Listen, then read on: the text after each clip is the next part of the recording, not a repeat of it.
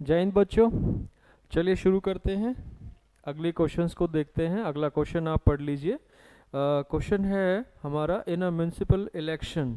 तो ये इलेक्शन वाली जो टाइप होती है, इसमें आपको एक चीज़ का ध्यान रखना होगा। क्वेश्चन पढ़ते रहिए साथ साथ में। इसमें आपको एक चीज़ का ध्यान ये रखना होता है कि एक विनिंग कैंडिडेट होता है, एक जो कैंडिडेट है मतदाता क्या सॉरी जो पार्टिसिपेंट होता है वो एक जीतता है, एक हारता है। ठीक है, तो दो कैंडिडेट होते हैं। उन दोनों कैंडिडेट में, दोनों प्रतिद्वंदियों में आपको क्या करना होता है, जो मेजोरिटी ऑफ वोट जिससे वो जीतता है, एक कैंडिडेट जीतेगा ना, तो वो जो जीतता है जितने भी वोटों से, तो वो जो वोट्स होते हैं, जो मेजोरिटी होती है, वो दोनों के जो परसेंटेज में वोट होते हैं उनके डिफरेंस के बराबर होता है। जैसे इस सवाल में कहा गया है कि एक कैंडिडेट क्या कर रहा है कि 30% वोट ले रहा है, 30% वोट उसने ले लिए हैं, है ना, और वो हार गया है 16,000 वोटों से, वो हार गया है। ठीक है, तो मैं यहाँ पे ये कह रहा हूँ आपको कि एक कैंडिडेट ने अगर 30% वोट लिए हुए हैं, तो दूसरे कैंडिडेट ने कितने वोट लिए होंगे? 70%। टोटल तो 100% होता है ना, तो 70% उसने लिए जो जीत गया है। तो ये जो 16,000 वोट्स हैं, ये किसके बराबर है? इसके बराबर है या इसके बराबर है या इनके डिफरेंस के बराबर है? ये आपको ध्यान रखना होगा। जो मैं शुरू में बता रहा था कि इलेक्शन वाली टाइप में हमेशा क्या होता है कि जितने भी वोटों से कोई जीतता है या हारता है, तो वो वोट हमेशा परसेंटेज में किसके बराबर होते हैं? दोनों ने जितने जितने परसेंटेज में वोट लिए होते हैं उनके डिफरेंस के बराबर होते हैं, हमेशा, कोई भी सवाल हो चाहे। जैसे अगर मैं आपसे कहूं कि ये जो कैंडिडेट है, क्योंकि इसी का जिक्र कर रहा है, ये कैंडिडेट इस कैंडिडेट से 40% वोटों से हार गया है, लेकिन हम नंबर में क्या करें, 16,000 वोटों से हार गया है। तो जब आपके पास एक नंबर भी हो, परसेंटेज भी हो उसके इक्विवेलेंट, तो आपको नंबर अपॉन परसेंटेज रखो, 1% होता है, मल्टीप्लाई 100 कर दो, 100% आ जाएगा, तो आपका आंसर आ गया है। तो इस इलेक्शन के अंदर जो वोट थे वो टोटल 40,000 वोट इसके अंदर थे। तो ये क्वेश्चन इस तरह से पूरा होता है। इसका आप ऑप्शन देख लीजिए। ऑप्शन इसका कौन सा हो जाएगा हमारे पास? डी इसका ऑप्शन हो गया, 40,000। ठीक है बेटा, चलिए नेक्स्ट क्वेश्चन पढ़ लिए फटाफट। नेक्स्ट क्वेश्चन में आते हैं। At a school 20% of the students are seniors. एक स्कूल में बता रहा है, पढ़ लीजिए फटाफट क्वेश्चन को, और थोड़ा खुद भी सोल्व करके देखिए और फिर साथ में देखते हैं, है ना। तो एक स्कूल है, उसमें 20% तो हैं सीनियर्स, तो सीनियर्स कितने हुए? 20%। तो बाकी के लोग कौन हो गए? जूनियर्स, 80%। ठीक है, ये सवाल में कहा गया है कि एक स्कूल के अंदर 20% सीनियर हैं और बाकी के नॉन सीनियर यानी जूनियर हो गए। कहता है कि एक गेम हुआ जिसके अंदर टोटल स्टूडेंट्स के 60% बच्चों ने उसमें हिस्सा लिया। तो टोटल कितने मैंने मान लिए हैं? 100% मान लिए हैं। टोटल 100 स्टूडेंट अगर मान लो, तो उसमें से 20 हमारे सीनियर हो गए, 80 जूनियर हो गए।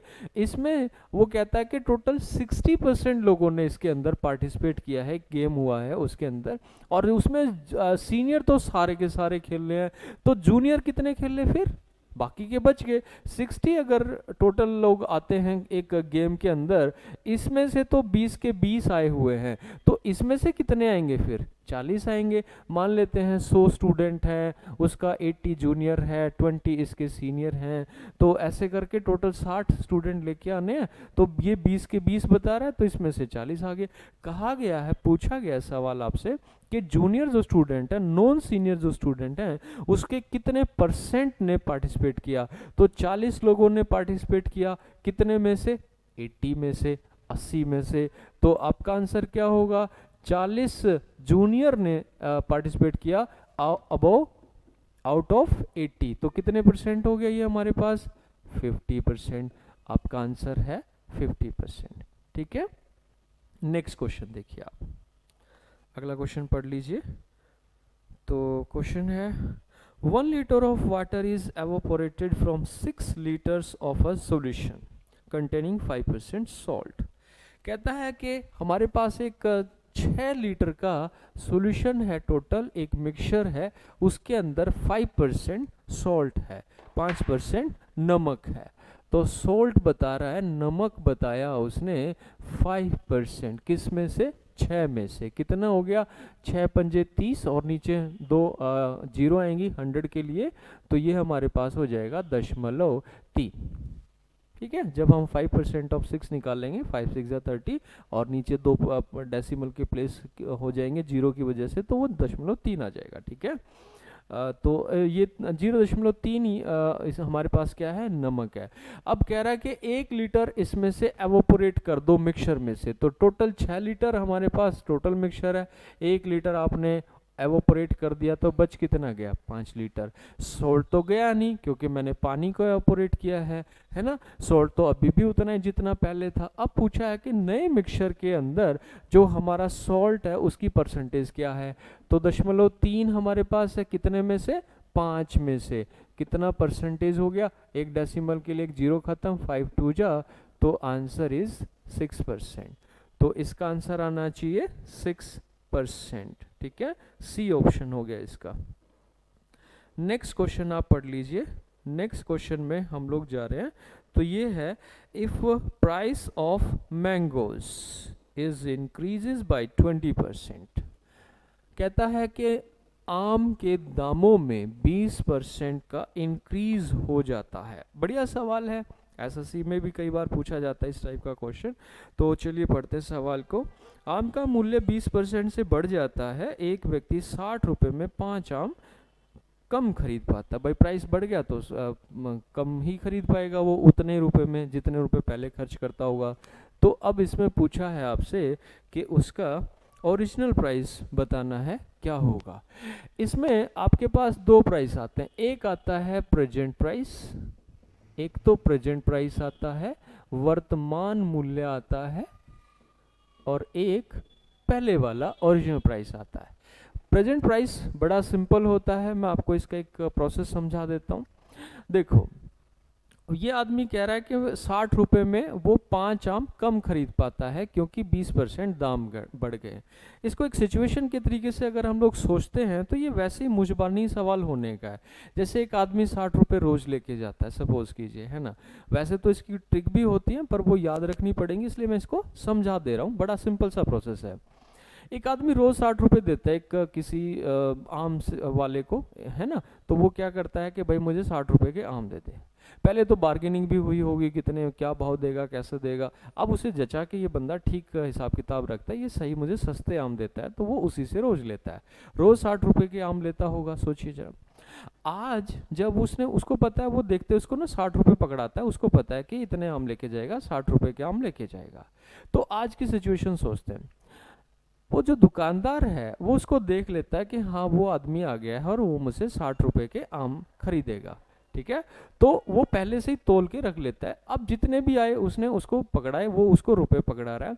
तो वो कहता है कि भाई आज हमने जो आम है वो क्योंकि दाम बढ़ गए हैं ना 20%, तो आज मैं आपको 5 आम कम दे रहा हूँ।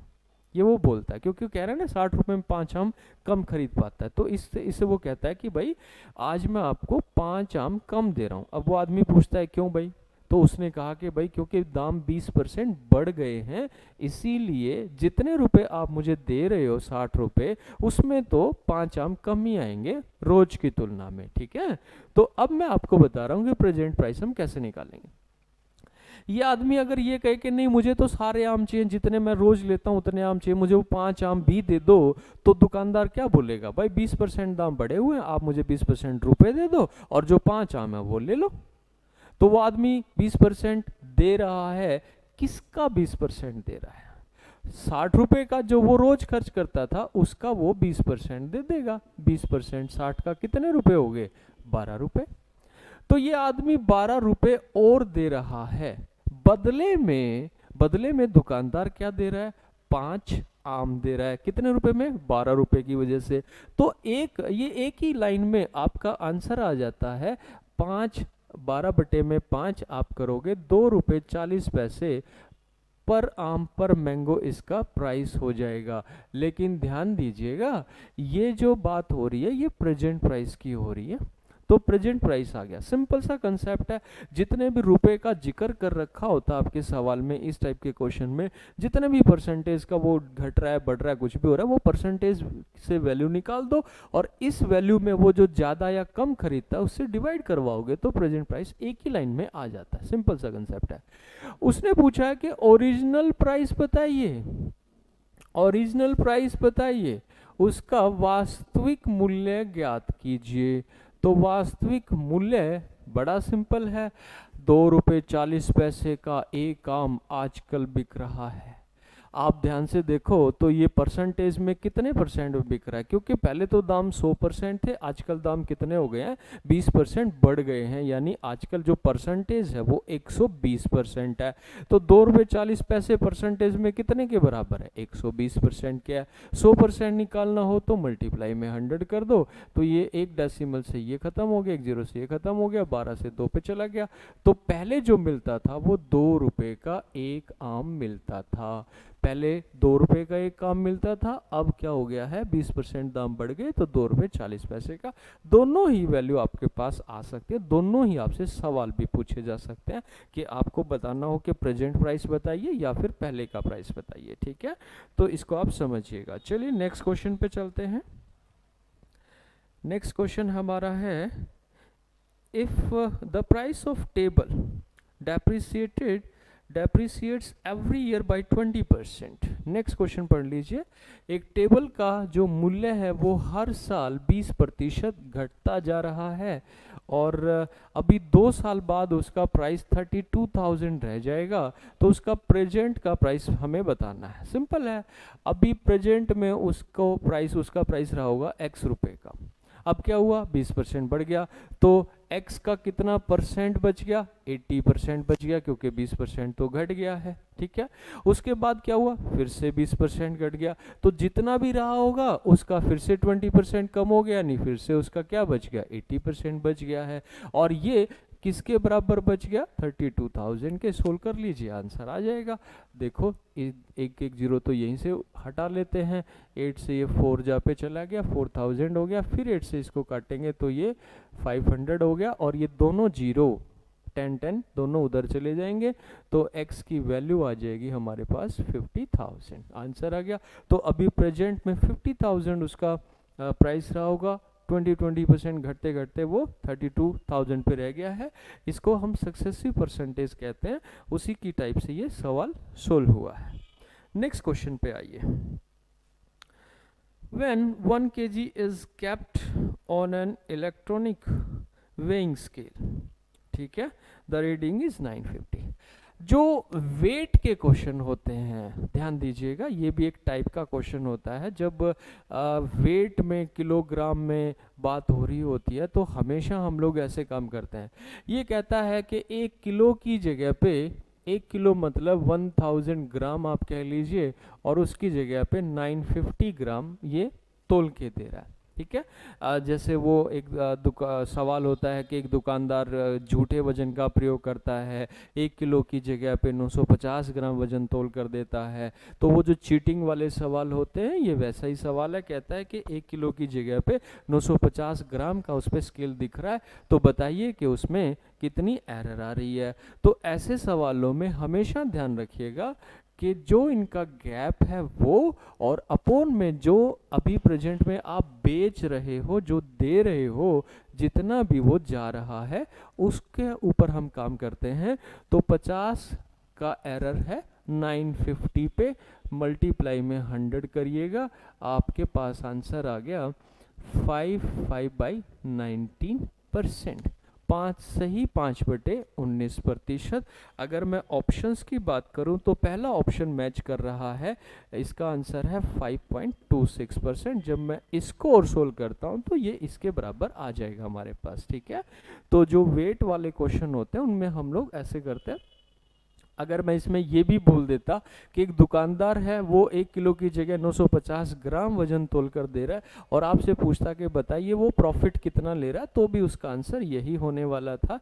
जो वो सेल कर रहा है, जो वो बेच रहा है, उसी पे हमें काम करना होता है। ठीक है बेटा, चलिए नेक्स्ट क्वेश्चन देख लेते हैं। If 25% of a number is less than 18% of 650, सवाल पढ़ लीजिए। सवाल क्या है, कहता है कि किसी नंबर का जो 25% है ना, वो किसके बराबर बताता है? 650 के 18% से 19 कम के बराबर है, वो नंबर बताइए। तो कह रहा है कि जो ये 650 का 18% है और उसमें से भी अगर मैं 19 कम कर देता हूँ, ये जो लिखा है 650 का 18% और उसमें से भी 19 कम कर दें, तो एक पर्टिकुलर नंबर का 25% हो जाता है। तो ये क्या है? 25% है किसी नंबर का। तो अगर ये 25% है तो 100% क्या है? ये 100% है। तो सोल्व क्या करना है? हमें इसको सोल्व करना है, हमें इसको एक नंबर में बदलना है कि ये है क्या वैल्यू में। तो 650 का 18%, सिंपल है, बड़ा सिंपल है। आप लोग 18% अगर सीधी टेबल आती है बहुत अच्छी बात है, 18 5 जा 90 हो गया और सीधे आप काम कर सकते हो, 18 6 जा 108 हो गया।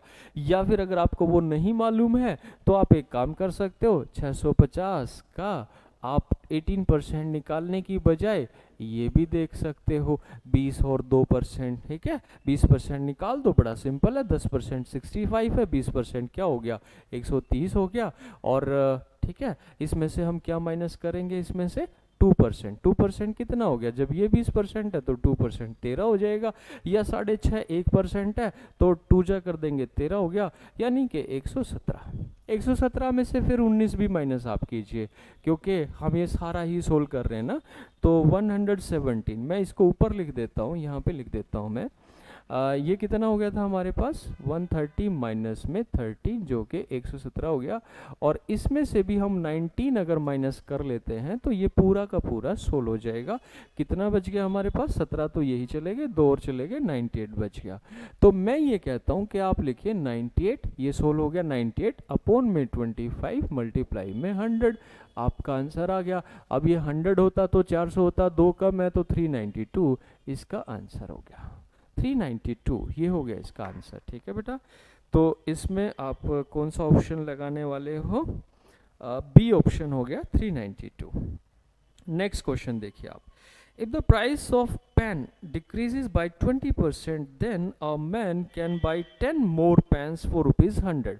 ये उसी टाइप का क्वेश्चन हो गया है जो थोड़ी देर पहले हम लोग कर रहे थे, तो उसी टाइप का ये क्वेश्चन है। देखिए जरा इसके अंदर हम लोग क्या करने वाले हैं। मैंने बताया था इसमें तो प्रेजेंट प्राइस ही आपसे पूछा गया है। प्रेजेंट प्राइस हमें इसमें बताना है, वर्तमान मूल्य। मैंने बताया आपको, एक स्टोरी की तरह से बताया था इसको। तो आप इसमें क्या कीजिएगा, डायरेक्ट अगर आप काम कर रहे हैं तो आप सिंपल ये कीजिए कि वो जितने भी परसेंट का जिक्र कर रहा है और जितने भी रुपए हैं उसका आप वो परसेंटेज निकाल दीजिए। जैसे 20% किसका निकालेंगे? 100 का। कितना हो गया? 20 रुपीज़ हो गया। इस 20 रुपीज़ में वो क्या और खरीद ले गया? 10 और पेन लेके गया। एक पेन कितने का हो गया? फिर 2 रुपये का पर पेन हो गया, आंसर आ गया।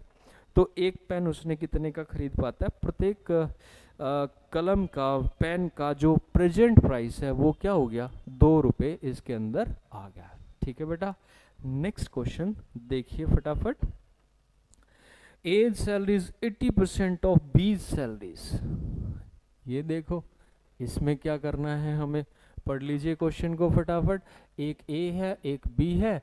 ए की सैलरी बी की सैलरी का 80% है, तो बी की सैलरी 100 है तो इसकी सैलरी 80% यानी 80 हो गई है। अब कहता है आगे क्या कह रहा है, if A salaries increase by 20% and B salaries decrease by 30%। ए की सैलरी तो 20% बढ़ गई है, इसका 20% कितना होगा? 16 हो जाएगा, 96 हो गई। और इसकी 30%, तो 100 का 30% तो 30 होता है, वो माइनस हो गया, 70 रह गया। अब सवाल आपसे ये है कि जो ए की सैलरी है वो बी की सैलरी का कितना परसेंट है, ये आपका सवाल है।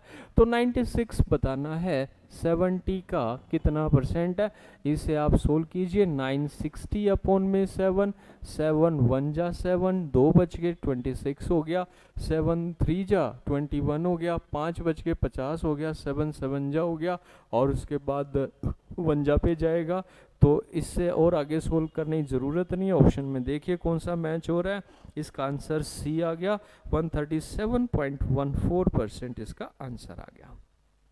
ठीक है, नेक्स्ट क्वेश्चन देखते हैं। नेक्स्ट क्वेश्चन पढ़ लीजिए तब तक नेक्स्ट क्वेश्चन को। क्वेश्चन है, there is 26% iron in a mixture, then how much mixture is needed to find 91 kg iron. कहता है कि अगर कोई 100, मैं अपनी तरफ से मान रहा हूँ क्योंकि 26% वो बता रहा है, तो मान लेते हैं कि 100 कोई मिक्सचर अगर है, कोई सॉल्यूशन है, कोई मिश्रण है 100, तो उसमें से जो आयरन है, जो लोहा है, वो 26 है, 100 में से 26 है। ठीक है, तो पूछ रहा है कि अगर हमें 91 kg आयरन चाहिए तो हमें कितना मिश्रण चाहिएगा, कितना मिक्सचर होना चाहिए। सिंपल है, 26 kg के लिए आपको कितना चाहिए, 26 kg के लिए आपको कितना चाहिए, 100 मिक्सचर चाहिए। एक के लिए आपको कितना चाहिए, 100/26 चाहिए। 91 के लिए आपको कितना चाहिए, मल्टीप्लाई में 91 कीजिए और आंसर लीजिए आप, 350 हो जाएगा आंसर। तो 350 आपको चाहिए टोटल मिक्सचर, जब आपको 91 kg का मिक्सचर चाहिए होता है। ठीक है, 91 kg आयरन चाहिए होगा तो आपको 350, इसका आंसर हो गया डी। ठीक है, नेक्स्ट क्वेश्चन पे आते हैं। If a bucket is 80% full, then it contains 2 liters more water than when it is 66.2/3% full. Next question पढ़ लीजिए। कहता है कि अगर एक बकेट में जब 80% वाटर, 80% वो फुल होती है और जब वो 66.2/3% फुल होती है, तो 2 लीटर पानी का फर्क होता है दोनों के अंदर। ठीक है, सिंपल है, यानी कि यहाँ पे जो इनके परसेंटेज का गैप है वो 2 लीटर पानी के बराबर है। पूछा बकेट की कैपेसिटी बताइए आप, तो बड़ा आसान है। तो आप ये जो परसेंटेज इनका गैप है, कितना गैप आ जाएगा, 66 से हम 80 तक जाते हैं तो 14 हो जाएगा, 14 हो जाएगा, 14 में से 2/3 जाएगा तो 13 सही, 1/3% है, वो 2 लीटर के बराबर है। आंसर आ जाएगा 2 में। इसको आप सोल्व करते हो तो ये कितना आ जाएगा, 40/3% हो जाएगा। तो नीचे 40 लिख लिए और अपोन में 3 था वो पलट के ऊपर चला जाएगा। परसेंटेज के लिए 100 भी आएगा क्योंकि ये परसेंटेज है, तो अपोन में 100 था वो भी पलट के ऊपर जाएगा। आंसर आ गया बेटा, 2 से 2 पे गया, 5 पे गया, आंसर आ गया 15। तो उस बकेट की जो कैपेसिटी है वो 15 लीटर की है। ठीक है, नेक्स्ट क्वेश्चन पढ़ लीजिए। अगले क्वेश्चन पे हम लोग आ गए हैं, तो इसका आंसर है बी, 15 लीटर।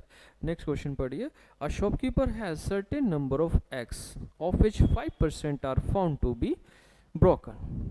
एक दुकानदार के पास कुछ निश्चित मात्रा में अंडे हैं और उसमें से वो पाता है कि 5% तो टूट ही गए। उसने क्या किया, रिमेनिंग का 93% उसने बेच दिए वो अंडे। ठीक है, फिर भी उसके पास 266 अंडे बच गए हैं। तो इनिशियली शुरुआत में उसके पास कितने एग्स थे, अंडे थे। तो चलिए बड़ा सिंपल है, 100 थे टोटल। शुरू में मान लेते हैं कि 100 थे, 5% ब्रोकन हो गए, कितने बच गए, 95% बच गए। उसका भी फिर उसने 93% तो बेच दिया। तो हम लोग इसमें ये नहीं करेंगे कि 95 का 93% निकालेंगे, उसकी हमें ज़रूरत नहीं है। सिंपल हम ऐसे चलते हैं कि 95% अभी बचे थे, 95% का मतलब 95/100।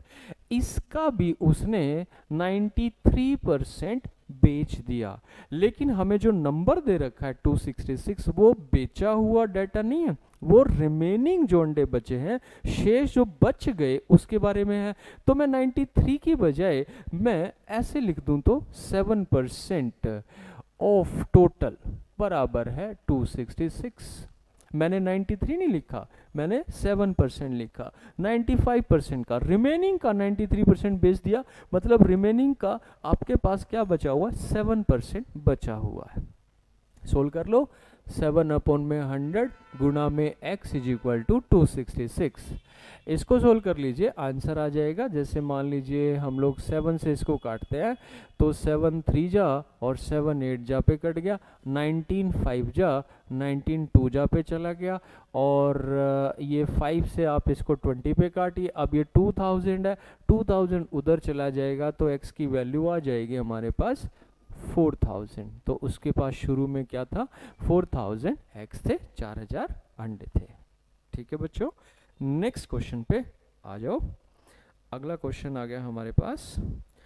3 पर्सन्स, 3 आदमी हैं, मोहित है, जयेश है, नंदू है, और उनकी सैलरी बता रखी है 54,000 है। पढ़ लीजिए ज़रा सवाल को, क्वेश्चन पढ़ लीजिए। अच्छा क्वेश्चन है, बढ़िया क्वेश्चन में माना जाए इसको।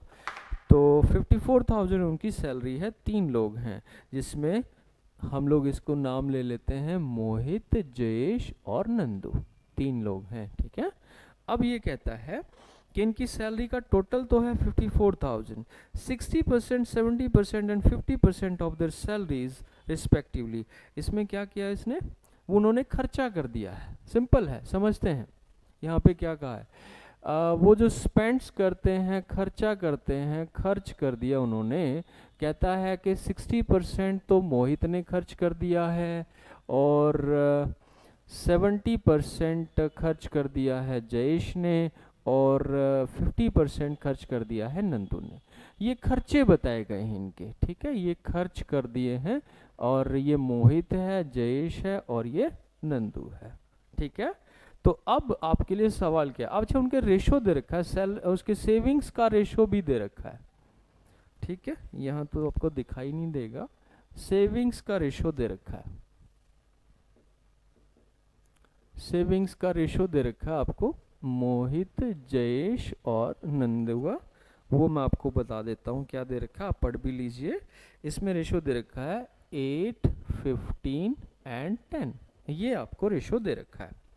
अच्छा, आपको ऐसे सवाल में हमेशा एक काम करना चाहिए कि आपको एक तो रेशो दे रखा होता है और एक परसेंटेज दे रखा होता है। ठीक है, अब 3 ही जो तो टोटल चीज़ें होती हैं, आप इनकम होती है, कोई एक्सपेंडिचर होता है, सेविंग होती है। तो ऐसे सवालों में जनरली क्या पूछा जाता है कि उनकी इनकम का रेशो बताइए। इसमें सवाल थोड़ा और आगे बढ़ा दिया है, लेकिन हमें इनकम के रेशो तक तो पहुंचना ही पड़ेगा। ठीक है, तो आपको 2 चीज़ें दे रखी होती हैं, सेविंग बचत दे रखी होती है और खर्चा दे रखा होता है। तो आपको दोनों में से एक बात का ध्यान रखना चाहिए कि आपको जो चीज़ का रेशो दे रखा होता है, आपका परसेंटेज भी उसी फॉर्म में होना चाहिए। यानी कि अगर रेशो आपका बचत का दे रखा है, बचत का रेशो है, तो आपका परसेंटेज भी बचत में ही होना चाहिए, तभी बात बन पाएगी।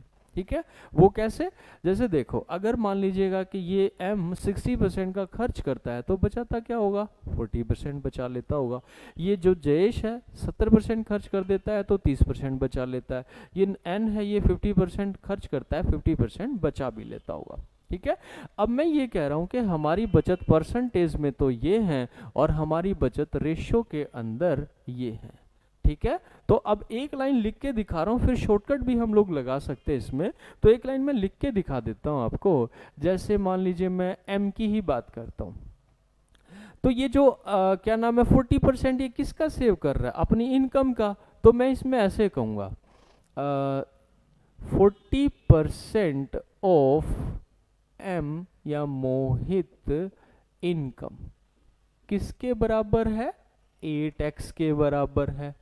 ठीक है, मोहित की आय का 40% 8x के बराबर है, क्योंकि आप एक तरफ कह रहे हो कि 40% सेविंग करिए, एक तरफ आप कह रहे हो कि 8x की, क्योंकि रेशो में है तो अलग से करूंगा तो 8x लिखना पड़ेगा इसको। समझ रहे हो बात को। तो इसमें मोहित की इनकम आ सकती है जब मैं 40 को इसके नीचे रख दूंगा, और मल्टीप्लाई में ये परसेंटेज है तो वो ऊपर जाके 100 बन जाए। तो इस तरीके से हम जब सोल्व करते हैं तो लास्ट में डायरेक्ट हम क्या लिख सकते हैं, वो मैं अब आपको एक ट्रिक बता देता हूँ। ट्रिक ये है कि जो रेशियो ऑफ देयर इनकम्स, ये मैं बता रहा हूं आपको उनकी आयों का अनुपात, क्योंकि हमें वो जो 54,000 जो टोटल इनकम है उसमें से तीनों को अलग अलग करना पड़ेगा। उसके लिए हमें तीनों का रेशो चाहिएगा कि किस रेशो में उनकी इनकम है। तो हमें क्या दे रखा था, सेविंग का रेशो दे रखा था, एक्सपेंडिचर का परसेंटेज दे रखा था। मैंने क्या किया, जो एक्सपेंडिचर दे रखा है परसेंटेज में उसको सेविंग के परसेंटेज में कन्वर्ट कर लिया, क्योंकि 60% अगर वो खर्च कर रहा है तो 40% वो सेव कर रहा है, ऐसे 70% 30%, और इस तरीके से मैंने काम किया। मैंने इसका मैथ्स भी थोड़ा समझा दिया आपको कि अब मैं अगर मैथ से जाऊंगा तो मुझे ऐसे जाना पड़ेगा और मोहित की इनकम यहाँ पे मुझे मिल जाए, मैं 40 अपॉन में रखूंगा और 100 ऊपर मल्टीप्लाई में ले जाऊंगा। ठीक है, ये x और मल्टीप्लाई में जो 100 जाएगा ये तीनों में जाएगा, और क्योंकि रेशो में जब सेम चीजें होती है तो वो कट जाती है। तो मैं उसके लिए डायरेक्ट आपको शॉर्टकट बता रहा हूँ। अगर आपके पास इस टाइप का क्वेश्चन आता है तो आपको नोटिस करना चाहिए सवाल को, बहुत अच्छा सवाल है, एसएससी सीजीएल का सवाल है। तो आप कैसे करोगे डायरेक्ट अगर आपको करना हो तो वो मैं आपको बता देता हूँ। जैसे आपको मैंने बताया था कि रेशो जिस चीज़ का दे रखा है परसेंटेज भी उसी चीज़ का होना चाहिए।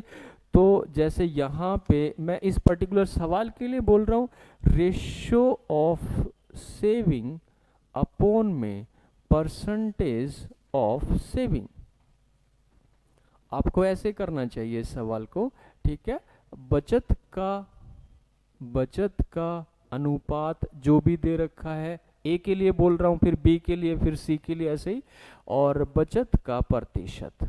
तो इससे क्या होगा कि आपको डायरेक्ट आंसर मिलना शुरू हो जाएगा। जैसे मैं अब एक ही लाइन में ही लिख के बता सकता हूँ, जैसे एक ही बात करता हूँ, बचत क्या करता है, ABC नहीं है यहाँ पे, ये जो इनके नाम है यही रख लेते हैं, MJN। तो M के बारे में बात करो तो बचत का जो रेशो है वो क्या है, इसका 8 है, 8 लिख देंगे, अपोन में इसी का परसेंटेज जो बचत है सेविंग वो 40 लिख दो। परसेंटेज हटा देना क्योंकि मल्टीप्लाई में 100 होगा पर वो सब में होगा तो वो कैंसिल हो जाता है, तो 8/40 आप कह सकते हो। सेम फॉर जयेश, क्या लिखना है, 15 अपॉन में 30 ये लिख दीजिए, और ये रेशो में मैं लेके आ रहा हूँ 10 अपॉन में 50। ठीक है बच्चों, तो अगर आपको इसका शॉर्टकट चाहिए तो मैं डायरेक्ट एक लाइन में इसको आंसर देने की कोशिश कर रहा हूं कि आपको इनकम का रेशो ही पूछा जाता है। तो इनकम का रेशो यहाँ पे क्योंकि बचत का रेशो दे रखा था तो मुझे बचत का रेशो ले लिया और बचत का ही परसेंटेज ले लिया। अगर सवाल उल्टा होता, वैसे 99% केसेस में ऐसे बचत का सेविंग का ही रेशो दिया जाता आपको, लेकिन फिर भी 1% अगर ऐसा होता कि आपको यहाँ पे एक्सपेंडिचर का रेशो दे रखा होता तो मुझे एक्सपेंडिचर का रेशो अपॉन में एक्सपेंडिचर का परसेंटेज यहाँ पे रखना पड़ता। ठीक है, तो ये चीज़ का ध्यान रखना आप लोग। तो चलो इसको सोल्व कर लीजिए आप फटाफट। ये सोल्व करते हैं, 8 5 जा 15 2 जा और 1 5 जा। तो अब मैं इसको यहाँ पे मिटा लेता हूँ और अपना काम अब फाइनल हो रहा है, बस सोल्व हो जाएगा सवाल। तो आपको क्या करना है, MJN का रेशो आ रहा है 1/5 रेशो, 1/2 रेशो, 1/5। ये इनकी इनकम का आय का रेशो आ गया है, लेकिन आप जानते हैं कि कभी भी फ्रैक्शन में रेशो ठीक नहीं होता है, तो उसे हमें सही करना होता है। रेशो हमेशा सिंपल नेचुरल नंबर्स होते हैं, ये ऐसे फ्रैक्शन में कभी नहीं होते। तो अब आप क्या करोगे, अगर आप इनका डिनोमिनेटर हटा दो तो ये रेशो तो सही है। तो डिनोमिनेटर हटाने के लिए जो इनका कॉमन मल्टीपल हो, जैसे कोई इनका एलसीएम है जो कि 10 है, तो मैं 10 से मल्टीप्लाई करवा रहा हूँ सबको, ताकि ये डिनोमिनेटर हट जाए यहाँ से। 5 2 जा 2 1 जा 2 2 5 जा 5 1 जा 5 और 5 2 जा 2। इस तरीके से हम लोग काम करेंगे। ठीक है बेटा, तो ये आप इस तरीके से काम कीजिएगा। तो MJN का रेशो क्या हो गया, 252 का। ये किसका रेशो है, उनकी इनकम का रेशो है। इनकम का रेशो आ गया, ये आप इस शॉर्ट ट्रिक से निकाल रहे हो, बस ये आपने किया हुआ है, ये डायरेक्ट लिखा हुआ है ये, और उसके बाद आपने इसको सोल्व कर लिया। अब आप बांट दीजिए 54,000 को, ये रेशो का सवाल है वैसे तो, ये परसेंटेज में आ गया है। तो अब 54,000 टोटल है और अपॉन में आपको इनकी इनकम का रेशो उठाना है। ये कितना हो गया 9 हो गया। और पूछा है कि जयेश की इनकम बताइए, तो मल्टीप्लाई में 5 कर दीजिए।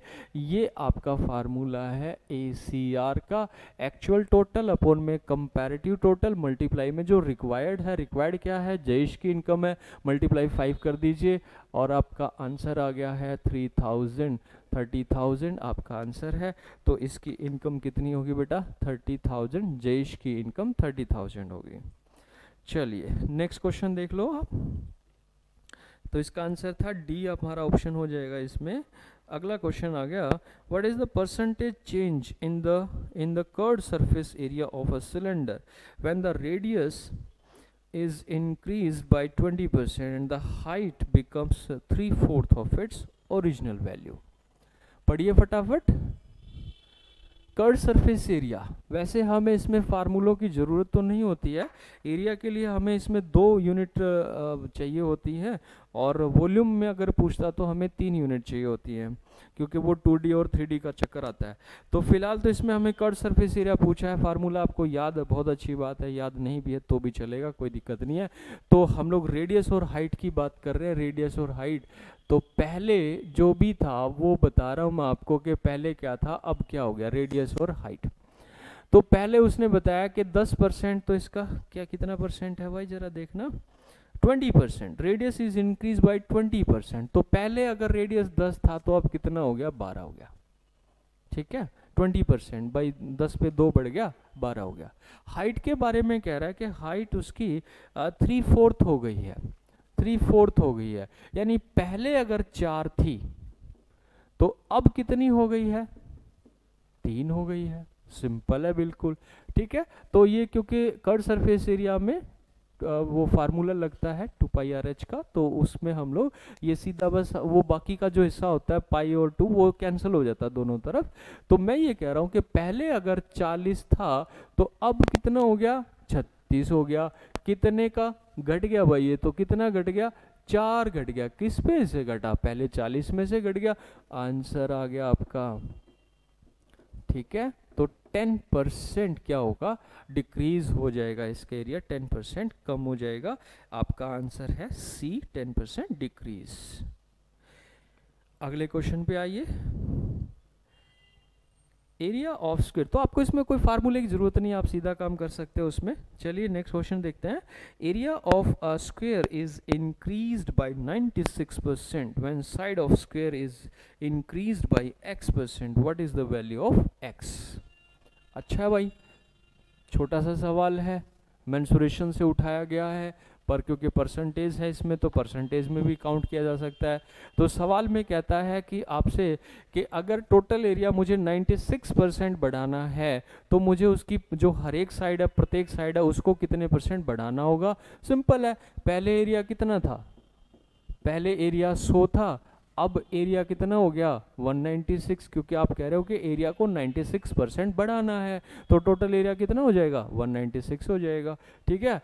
तो अगर आप जानते हो एरिया क्या होता है इसका, ए स्क्वायर होता है, जो स्क्वायर होता है उसका एरिया ए स्क्वायर होता है। तो मैं इसका स्क्वायर रूट अगर कर देता हूं तो क्या आ जाएगा, उसकी साइड आ जाएगी। तो आप इनका अगर स्क्वायर रूट कर देते हैं तो साइड आप ले रहे हो इसमें, कि अगर पहले 10 थी उसकी साइड भुजा, तो अब कितनी हो गई 14, क्योंकि 196 का स्क्वायर रूट आप करते हो तो कितना आता है 14 आता है। सिंपल है, पहले अगर भुजा 10 थी तो अब कितनी हो गई है 14 हो गई है, 14 हो गई है, कितनी बढ़ गई 4 बढ़ गई है। किस पे बढ़ी, पहले वाली भुजा पे बढ़ी है। तो कितना आंसर आएगा, आप देख पा रहे हो इसमें साफ साफ दिख रहा है 40% इंक्रीज करना पड़ेगा, यानी जो x की वैल्यू है वो 40% है, 40%। इसका आंसर आप मैच करोगे तो आंसर आ गया इसका ए, फर्स्ट हो गया, ठीक है बेटा। तो चलिए आज की क्लास समाप्त करते हैं। थैंक यू, जय हिंद बच्चों।